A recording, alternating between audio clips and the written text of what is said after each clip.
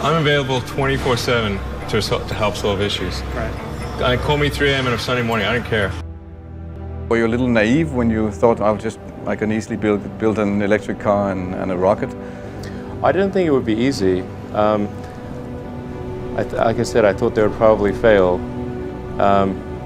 But you know, like creating a company is almost like having a child. So it's sort of like, how do you say your child should not have food?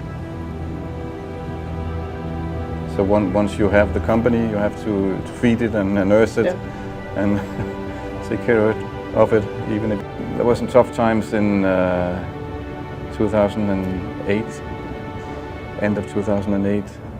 How did you get through that period of crisis? Yeah. Well, I mean, Tesla really faced a severe threat of death due to the Model 3 production ramp. Essentially, the company was bleeding money like crazy, and just if we didn't solve these problems in a very short period of time, we would die. And it was extremely difficult to solve them. How close to death did you come? Within single-digit weeks. 22 hours a day, or like what? How many I hours? was working, so 7 days a week, sleeping in the factory. I worked in the paint shop, general assembly, body shop. You ever worry about yourself imploding? Like it's just too much? Absolutely. No one should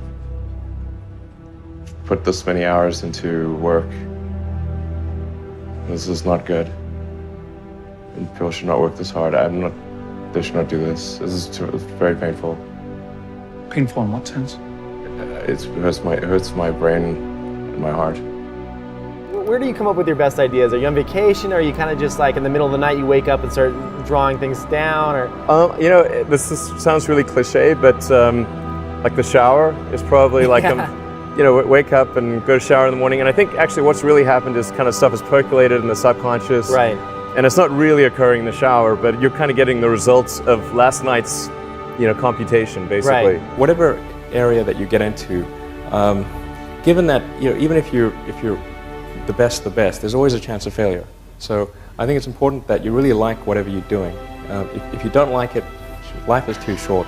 I'd say, and also if you like what you're doing, you think about it even when you're not working. I mean, it's something that your mind is drawn to, and if you don't like it, you just really can't make it work, I think. When you had that third failure in a row, did you think, I need to pack this in? Never. Why not? I don't ever give up. I mean, I'd have to be dead or completely incapacitated. Starting a business, I'd say, number one is have a high pain threshold. That's it. There's a friend of mine who's got a good saying, which is that starting a company is like eating glass and staring into the abyss.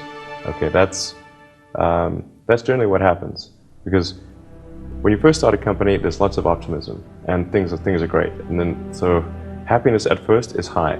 Then you encounter all sorts of issues, and happiness will steadily decline, and then you'll go through a whole world of hurt. And then eventually, if you succeed, and in most cases you will not succeed, and Tesla almost didn't succeed, came very close to failure. Then if you succeed, then after a long time you will finally get back to happiness. I think too is you've got to make sure that whatever you're doing is a great product or service. It has to be really great. And I go back to what I was saying earlier, where if you're a new company, I mean, unless it's like some new industry or new market that, if it's an untapped market, then you have more ability to, the standard is lower for your product or service. But if you're entering anything where there's an existing marketplace against large entrenched competitors, then your product or service needs to be much better than theirs. It can't be a little bit better, because then you put yourself in the shoes of the consumer and they say, why would you buy it as a consumer? You're always going to buy the trusted brand unless there's a big difference. So a lot of times, entrepreneur will come up with something which is only slightly better. And it can't just be slightly better. It's got to be a lot better. Number three, I'd say, is constantly seek criticism.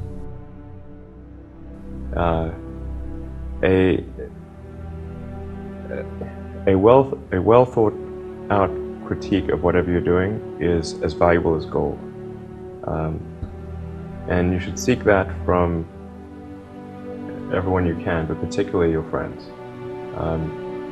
Usually your friends know what's wrong, but they don't want to tell you because they don't want to hurt you.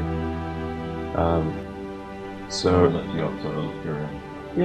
they'll say, oh, I want to encourage my friend, so I'm not going to tell him what I think is wrong with this product. Yeah.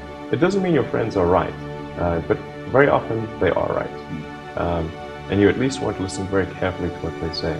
And to everyone, you're looking for, basically, you should take the approach that you're wrong. That you, the entrepreneur, are wrong. Your goal is to be less wrong. What's your mission in life? Why you do whatever you do? When I was a kid, I was wondering kind of what's the meaning of life? Like, why are we here? What's it all about? And I came to the conclusion that what really matters is trying to understand the right questions to ask. The more that we can increase the scope and scale of human consciousness, the better we are able to ask these questions. To be a spacefaring civilization, and for humanity to be out there among the stars, and be a multi-planetary species. Being a multi-planet species and being out there among the stars is important for the long-term survival of humanity. The part that I find personally most motivating is that it creates a sense of adventure, and it makes people excited about the future.